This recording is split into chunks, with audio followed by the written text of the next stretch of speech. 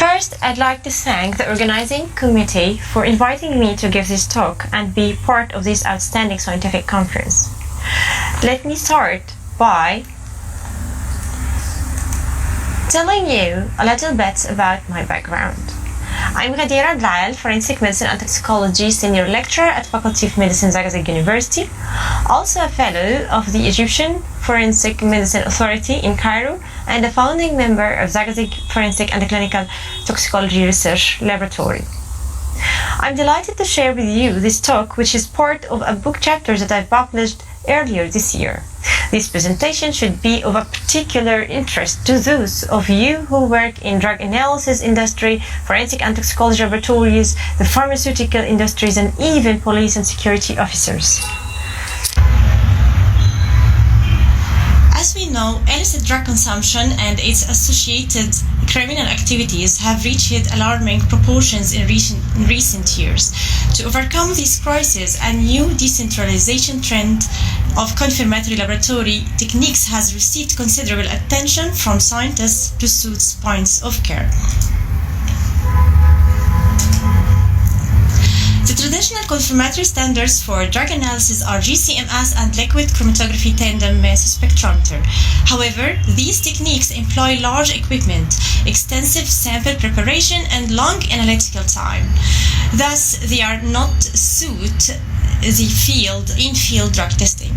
In addition, a great challenge is the continuous emergence of new psychoactive substances, which, with the lack of their structural information, thus, the routine analytical methods are no longer effective in their detection.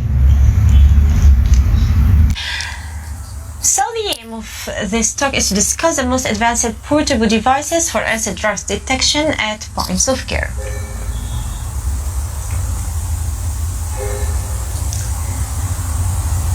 Here, I'd like to emphasize that most of the current progress in portable drug analytical devices is primarily attributed to the emergence of various miniaturized platforms. Let's begin with miniature ambient ionization MS. During the past decade, scientists could decrease the size of MS, and multiple miniature MSs have been developed up to handheld devices for coupling with ambient ionization to detect illicit drugs.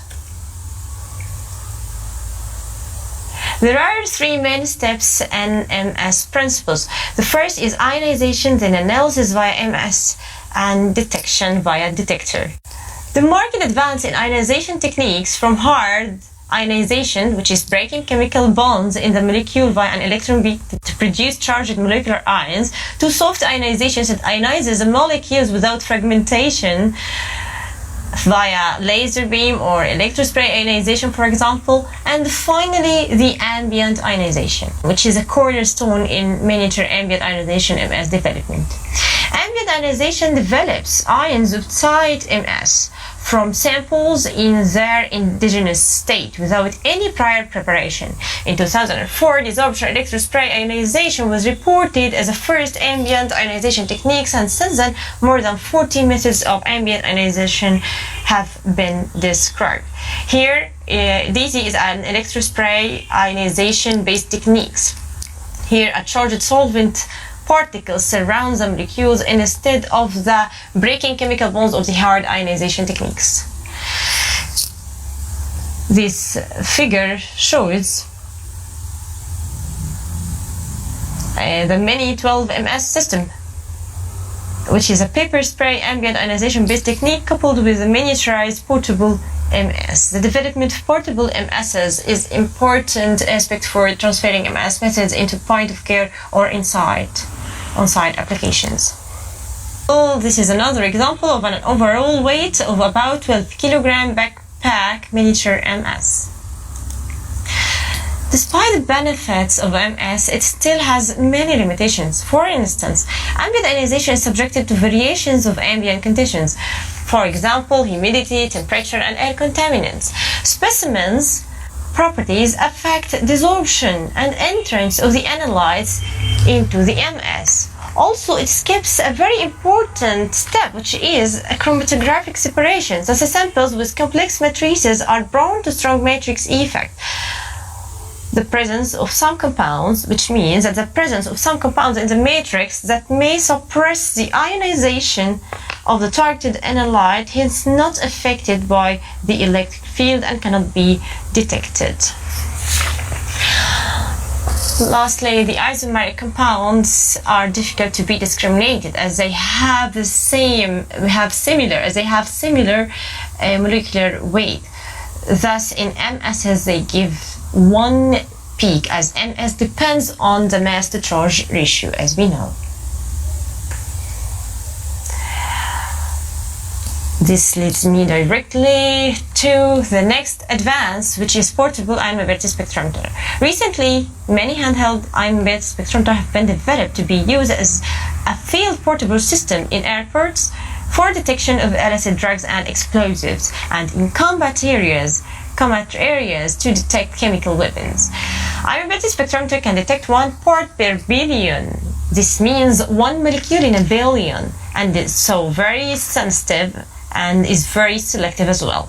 So, in addition, it can distinguish isomeric compounds that have similar molecular masses but with different chemical formulas. Ion mobility spectrometer principle. While the MS depends on the mass charge ratio, as we mentioned before, thus the isomeric compounds are difficult to be differentiated by it. The ion mobility spectrum depends on 3 molecular characteristics, which is charge, mass, and the shape of the collision cross-section of the ion, thus can structurally characterize isomer. This figure illustrates the drift tube of the ion mobility spectrometer, in which ions are separated based on their speed through the carrier gas. As I mentioned before, ion mobility spectrometer can detect 1 part per billion, and it can distinguish isomers. The next device I'd like to talk about is portable Raman spectrometer. It's a non-destructive technique for qualitative and quantitative analysis of illicit substances of forensic interest. It analyzes samples without removing them from their packaging, thus maintains the integrity of the forensic evidence. Testing, for example, testing made packages for drugs, as shown here in the picture. Let's have a look on its basis. It is essentially based on the Raman effect. When the sample is illuminated with laser beam, which interacts with the sample molecules and produces a scattered light. The inelastic scattering of the radiation is caused by its interaction with the vibrating sample molecules. Hence, Raman spectroscopy probes the molecular vibrations. The Raman scattering, well, most of this scattered light has a frequency equal to that of the incident radiation, relay scattering, and called relay scattering, and the small portion of the scattered radiation has a frequency different from that of the incident light, which is called Raman scattering. This is a backpack Raman spectrometer, and here is a man carrying a portable Raman system assembled in a backpack containing spectrometer, detector, and power supply and computer. This was used to detect unknown materials from distances up to 10 meters using remote fiber optic probes. This portable system weighed 14 kilograms and used to identify heroin and cocaine samples in alcoholic beverages. And finally, the last advance here is a handheld near-infrared spectrometer.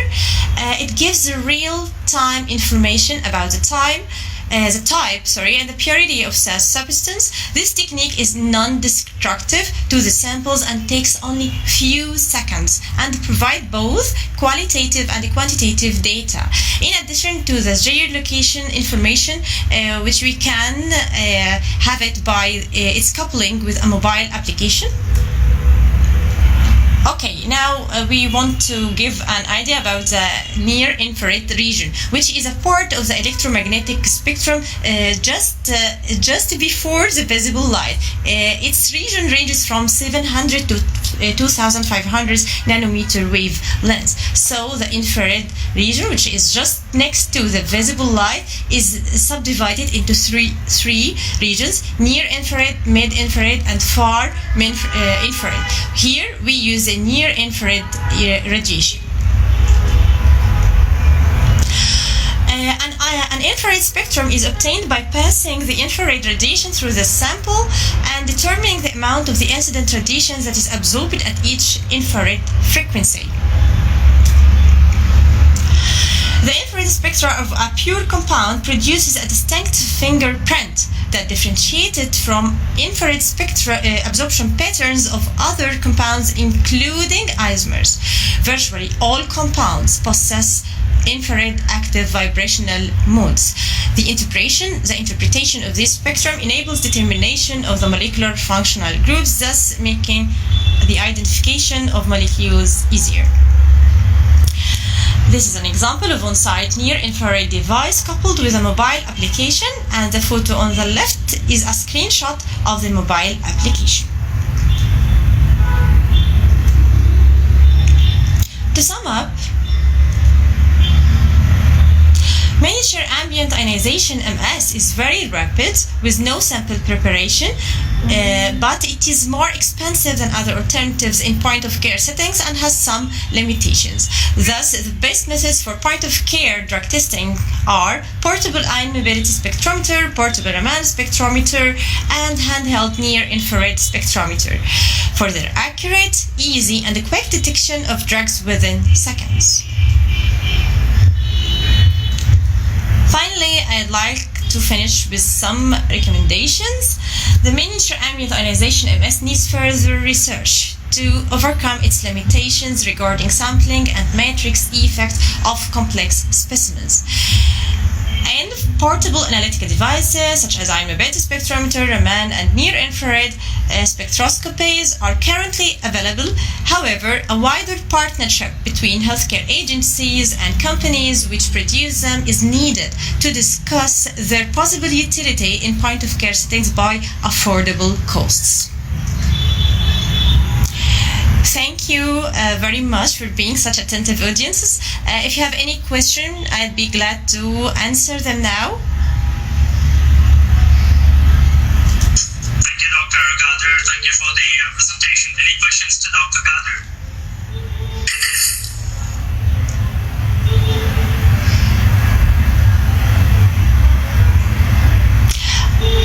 Okay, if you do have any questions, feel free to contact me on my email, ghadeer.mma@gmail.com. Thank you. Doctor, please text your email ID here in the chat box. If they have any questions, they can contact you back. Yes, I'll open the chat box now. Yeah. Okay, I stop sharing. Yeah.